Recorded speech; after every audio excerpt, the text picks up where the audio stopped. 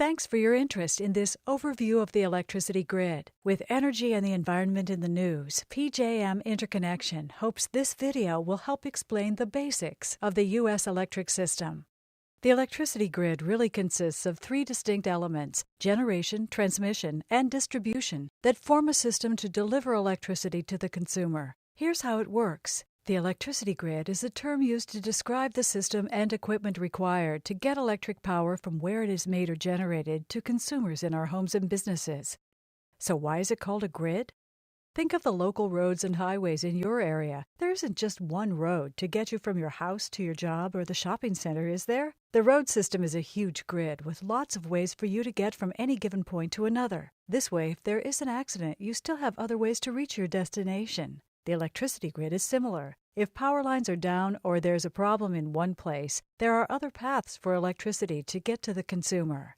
Again, the electricity grid consists of three parts: generation, transmission, and distribution. In order for the grid to function effectively, these three elements need to be in balance at all times. The grid is monitored 24/7, so the organizations that operate the grid can react immediately to deal with situations like a sudden increase in electricity use that could threaten reliable service.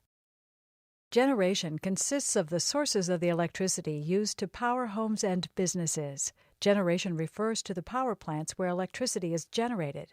There are several different types of generation and fuel sources. Some of our electricity comes from nuclear power plants. Some of it comes from burning coal or natural gas. Some of it comes from hydroelectric plants, where moving water is used to generate electricity.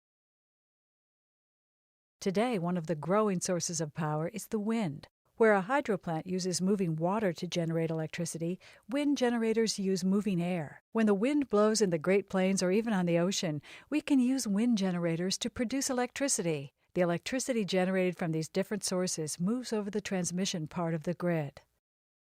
Transmission is the transfer of the power.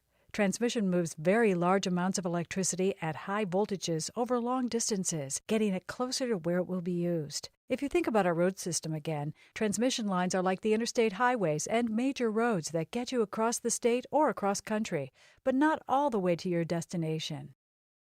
The U.S. electricity grid is managed through distribution companies and regional operators like PJM.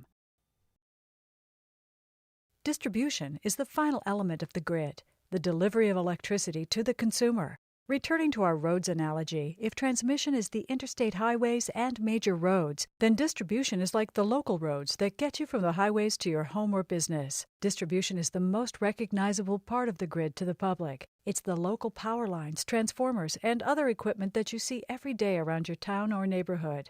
While this may seem like transmission, it's different because electricity is delivered at much lower voltages and over shorter distances to the places where it will actually be used. In summary, the electricity grid ties generation, transmission, and distribution together. PJM and the other RTOs monitor the transmission system in their regions. In the control center, PJM system operators monitor the system to keep the supply of electricity balanced with the demand for electricity and to watch for anything out of the ordinary. This helps to protect the reliability of the grid, to ensure that the power you need will always be there when you need it. Thanks for your interest in learning more about the electricity grid.